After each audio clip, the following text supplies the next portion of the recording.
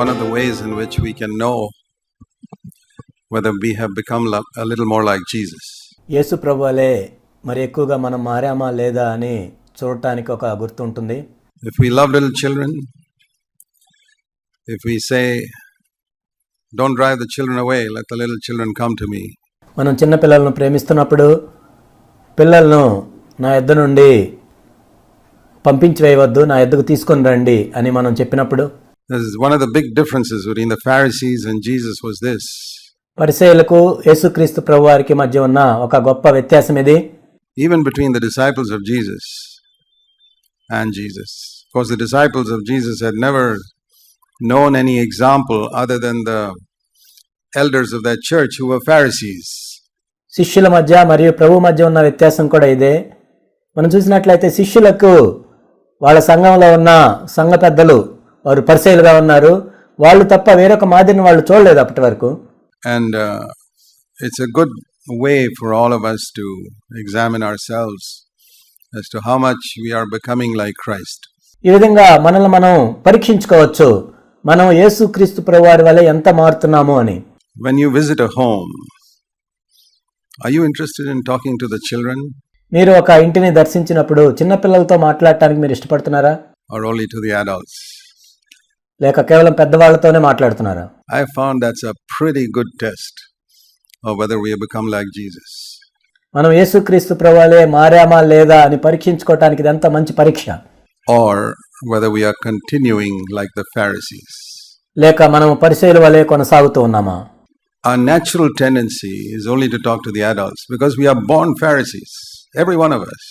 మనం స్వాభావికంగా చూసినట్లయితే పెద్దవాళ్ళతో మాట్లాడటానికి ఇష్టపడతాము, ఎందుకంటే మనందరం కూడా పరిసయ్యుల వలె పుట్టాము, మనలో ప్రతి ఒక్కరం కూడా అదే విధంగా ఉన్నాం. But if the Holy Spirit has shown you Jesus Christ in the Gospels, He'll make you like Him. కానీ పరిశుద్ధాత్ముడు సువార్తల్లో ఉన్న యేసుక్రీస్తు ప్రభువుని నీకు చూపించినట్లయితే ఆయన వలె నిన్ను మారుస్తాడు. I'm not thinking of from tomorrow onwards you're going to artificially talk to the children. That's an act. రేపటి నుంచి మీరు కృత్రిమంగా చిన్నపిల్లలతోనే మాట్లాడాలని నేను చెప్పటం లేదు, అది కేవలం నటన మాత్రమే. It's like a mask you put on. Throw it away. అది కేవలం నువ్వు ధరించుకునే మాస్క్ వంటిది, దాన్ని తీసేయి. Ask the Holy Spirit to make you like Jesus inside. పరిశుద్ధాత్మని అడుగు, అంతరంగంలో నిన్ను యేసుక్రీస్తు ప్రభువారి వలె మార్చునట్లు. Where you naturally gravitate to little children wherever you see them. చిన్న పిల్లల్ని నువ్వు ఎక్కడ చూసినా కానీ స్వాభావికంగా వాళ్ళ వైపును వెళ్ళేటట్లు. Why you want to talk to them and fellowship with them. వాళ్ళతో మాట్లాడటానికి, వాళ్ళతో సహవాసం చేయటానికి. That's a very, very good test, particularly for those of us who already think we are pretty spiritual. ఇది ఎంతో మంచి పరీక్ష. ముఖ్యంగా మనలో ఇప్పటికే మనం ఎంతో ఆత్మీయంగా అయిపోయామని అనుకున్న వాళ్ళకి ఇది ఎంతో మంచి పరీక్ష. Just check yourself on that line. ఈ విషయంలో నిన్ను నువ్వు పరీక్షించుకో. I want to share a word from the book of Judges. న్యాయాధిపతుల గ్రంథం నుంచి ఒక వచనాన్ని మీతో పంచుకుంటాను. You know, in the book of Judges is a history of God's people sinking frequently into backsliding after those mighty days of Joshua. న్యాయాధిపతుల గ్రంథం మనం చూసినట్లయితే దేవుని యొక్క ప్రజలు ఎంతో గొప్ప యెహోషువ దినాలను చూసిన తర్వాత వాళ్ళు ఎంత క్రిందకు దిగజారిపోతున్నారు అని చెప్పిన చరిత్ర పుస్తకం అది. Something like the way the church sank after the days of the apostles. You see the difference between the first 5 chapters of Acts and Revelation 2 and 3. అపోస్తుల తర్వాత సంఘము ఎంత దిగజారిపోయిందో చూసినట్లుగా ఇది ఉంటుంది. అపోస్తుల కార్యములు మొదటి 5 అధ్యాయములు మనం చూసిన తర్వాత ప్రకటన గ్రంథం 2-3 అధ్యాయాల్లో చూసినట్లయితే అది మనకు అర్థమవుతుంది. So Judges is something like that.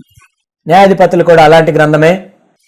The children of Israel backslid and went down, and every now and then God had to raise up a deliverer to deliver Israel. ఇశ్రాయేలు ఎంతో వెనక్కి దిగజారి క్రిందకు దిగజారిపోతున్నప్పుడు అప్పుడప్పుడు దేవుడు ఇశ్రాయేలును విడిపించడానికి ఒక విమోచకుడిని తీసుకొచ్చేవాడు. But most of those deliverers, we don't know where they came from. They suddenly appear on the scene. కానీ అనేక మంది ఆ విమోచకులను న్యాయాధిపతులను మనం చూసినట్లయితే వాళ్ళు ఎక్కడి నుంచి వచ్చారో మనకు తెలియదు, కానీ అకస్మాత్తుగా వాళ్ళు వచ్చేవాళ్ళు.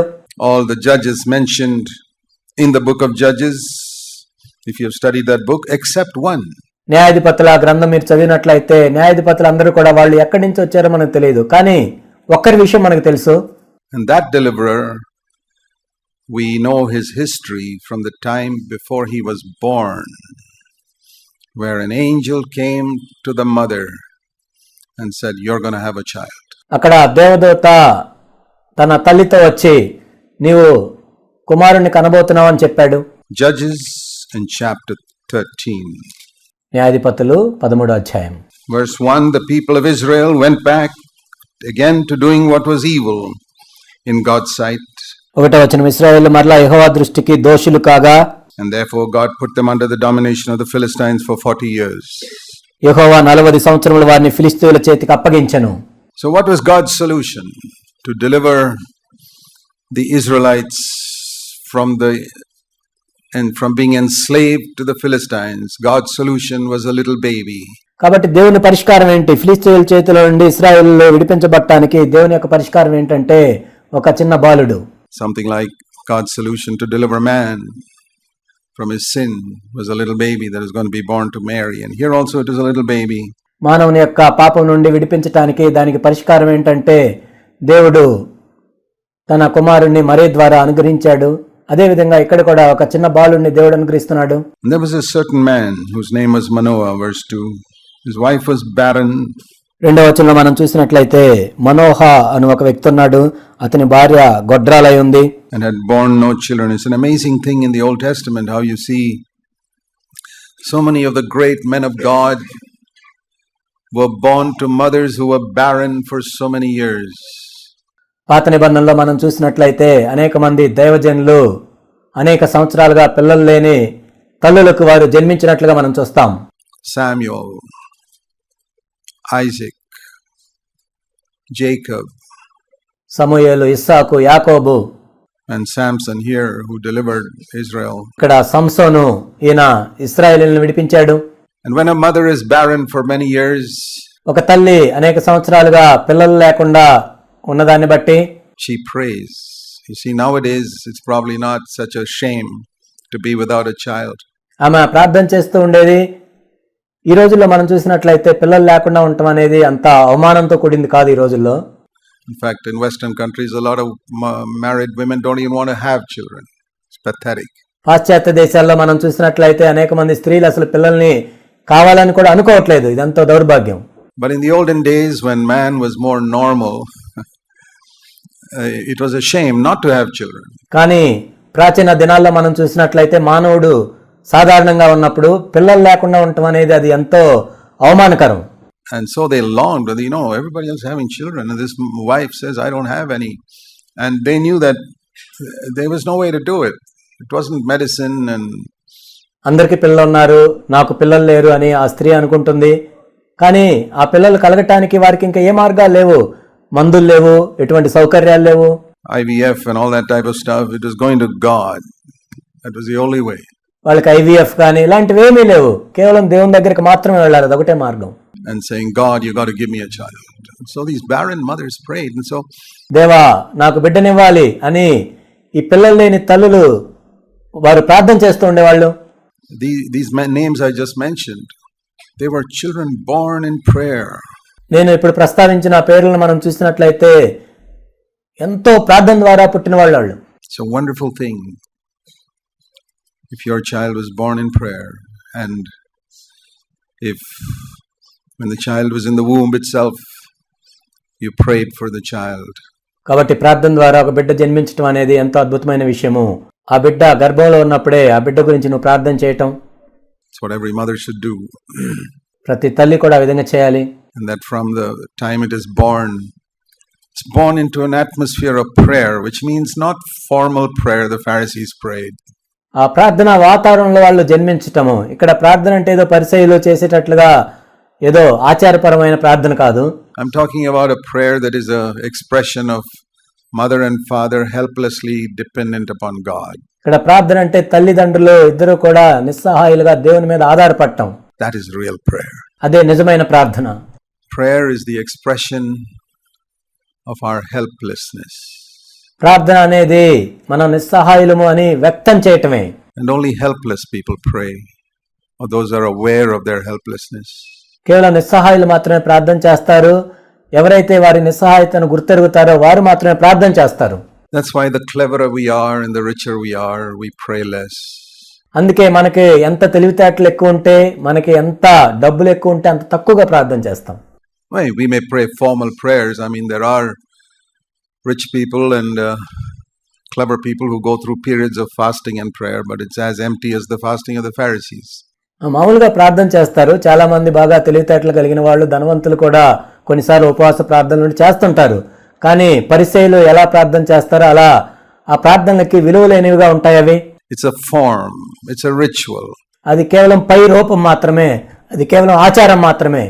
It's something which I do to congratulate myself. I'm not talking about that type of rubbish. అవి కేవలం నన్ను నేను పొగుడుకోవటానికి చేసే ప్రార్థనలే. ఆ చెత్త గురించి నేను చెప్పటం లేదు. I'm talking about prayer that is a helpless dependence upon God, నిస్సహాయులముగా దేవుని మీద మాత్రమే ఆధారపడే ప్రార్థన గురించి నేను చెప్తున్నాను. which only a humble person can have. ఒక దీనుడు మాత్రమే అలాంటి వైఖరిని కలిగి ఉండగలడు. And it's a rare rich person who's humble. ఒక ధనవంతుడు దీనుడుగా ఉండటం అనేది చాలా అరుదు.